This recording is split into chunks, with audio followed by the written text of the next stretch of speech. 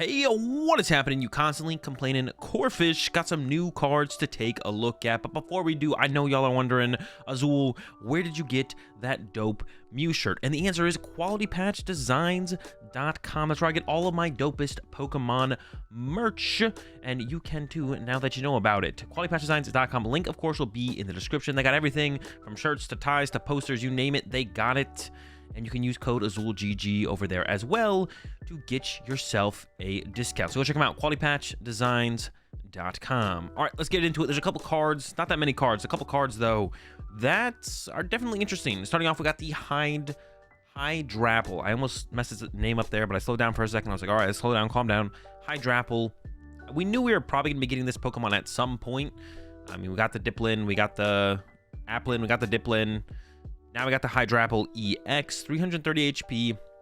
Its ability, once during your turn, you may attach a basic grass energy card from your hand to one of your Pokemon. If you do, heal 30 damage from that Pokemon. And then for 2 colorless energy, you do 30 plus 30 more for each grass energy attached to all of your Pokemon. So theoretically, you could put 10 grass energy in play between Hydrapple's abilities, plus you get the Grass Ogerpon involved to accelerate some energy. You get 10 energy in play for 330 damage. You're basically one-hit KOing everything in the format. The healing can be a big factor as well, going up against stuff like Dragapult or anything that you could force into like a 3-hit KO on a Hydrapple potentially. Maybe you play like other healing cards in here as well, possibly. Definitely an interesting card. Has that potential that I always talk about, but this one doesn't stand out to me to be like a powerhouse of this set, probably. Yeah, I don't think it's going to be like a powerhouse, but it's got that potential. Could theoretically hit really, really hard with that attack. Its ability, plus playing the Grass Ogerpon, can maybe get there. The Lapras EX. This card's a little underwhelming. To be honest, it is a Terra Pokemon for a water energy. It does 40 damage for each energy attached to this Pokemon, but only has 220 HP. It is a basic EX. And then for Water Psychic Metal, look at the top 20 cards of your deck and attach any number of the energy cards you find there to your Pokemon in any way you like. That is a pretty crazy attack. The energy cost is really high, and you're putting a pretty low HP 2-prize Pokemon into your active that will probably get KO'd. So I'm not blown away by the Lapras EX. I don't actually really know what you'd even combo this with that makes a ton of sense to warrant that risk, or not that risk, but that liability of putting a 2-prize Pokemon into your active just to look at the top 20 cards and put a bunch of energy in play. What would really want to take advantage of that? I'm not sure, because first we have to set it up, and then we have to have other things set up that be able to take advantage of the energy. So this one is pretty underwhelming, the Lapras EX. I got a Choodle here, got a Dreadnought here, garbage. Let's move on. Salazzle. It's an interesting one. This is definitely an interesting one. It's got that sudden burn attack for 2 colorless energy, so it works with the double colorless energy, or the double turbo energy, excuse me. Your opponent discards a card from their hand. If this Pokemon evolved from Salandit during this turn, they discard 2 more cards. That's 3 cards. Roxanne, put your opponent down to 2 cards. Unfair Stamp, put your opponent down to 2 cards. And the new Xerosic card that I talked about that I wasn't too worried about makes your opponent discard until they have 3 cards left in their hand. So Salazzle could definitely handlock your opponent pretty easily, to be honest. Like, this is not hard at all to set up a Salazzle and handlock your opponent. So you can go turn 2 Unfair Stamp Salazzle, 0 card hand. Now, what you do from there is the question, and what else could you do during the turn? I mean, of course, you could have Counter Catcher to try and trap something in the active that can't actually attack. We do have a Gothitelle format that can look at like the top 3 cards of your opponent's deck and then rearrange them.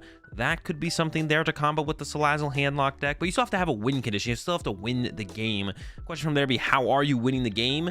And I mean, I'm not 100% sure how we'd win the game from there, but the handlock potential is definitely there for Salazzle. Salazzle can handlock you, no problem. Of course, you got something like a Pidgeot in play with the Quick Search, a B-Barrel in play with the Draw 5, you're gonna be fine. Even Mew EX draw up to 3 would probably get you out of Salazzle handlock pretty easily, but potential is there. As I always like to say, the potential is there. The card that definitely has a ton of potential, and it's a ridiculously powerful card. Actually, we got 2 ridiculously powerful cards, or at least I think, coming up. The Glass Trumpet. You can only play this card if you have a Terra Pokemon in play. A lot of Pokemon are Terra Pokemon, and I've kind of just had a realization of that myself recently, especially when we talk about this next card. Choose up to 2 of your basic benched colorless Pokemon and attach a basic energy from your discard pile to each of them. So this pretty obviously combos with Terrapagos, to be honest. Glass Trumpet with the Terrapagos.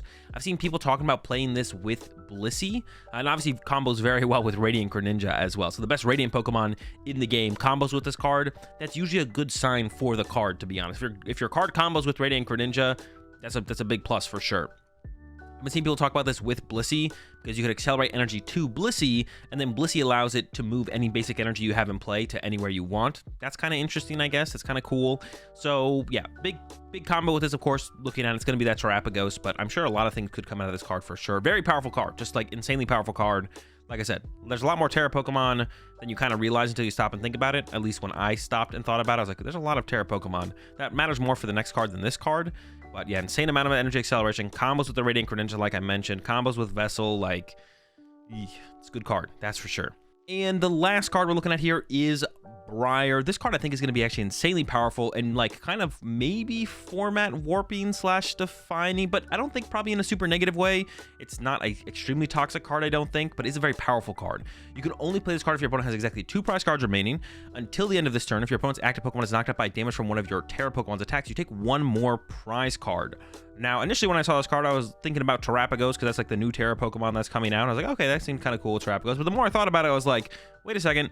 Dragapult's a Terra Pokemon, Charizard's a Terra Pokemon, and this card actually seems way better with those decks, with those cards. This actually seems insanely powerful in Charizard and Dragapult. You could, I heard some people make the argument, or some people brought up to me, well, what if you just like play around it and you go from, instead of going from 4 prize cards to 2 prize cards to 0 prize cards, you go from 4 to 3 to 1 to 0. And if you do go that route, you're drawing 1 prize card 1 turn slower, which means you're giving your opponent an extra turn to play the game to begin with, which is what your opponent wants. So it doesn't really accomplish that much. It almost accomplishes what you're trying to accomplish through Brier to begin with, which is like get an extra turn in the game.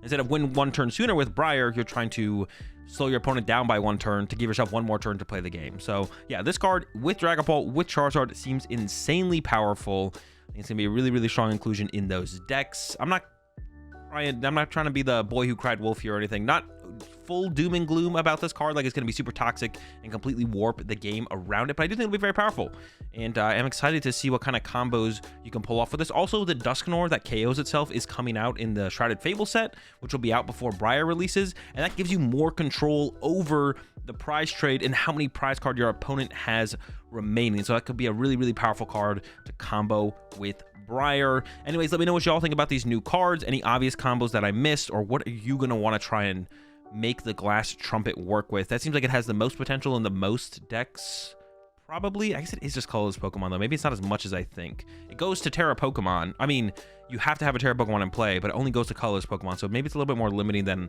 I was initially thinking this card would be. I just kind of saw energy acceleration on item cards, like, oh my gosh, it's gonna be insanely powerful in a ton of decks, but probably not. Let me know, comment section down below. Catch you on the next one. Peace.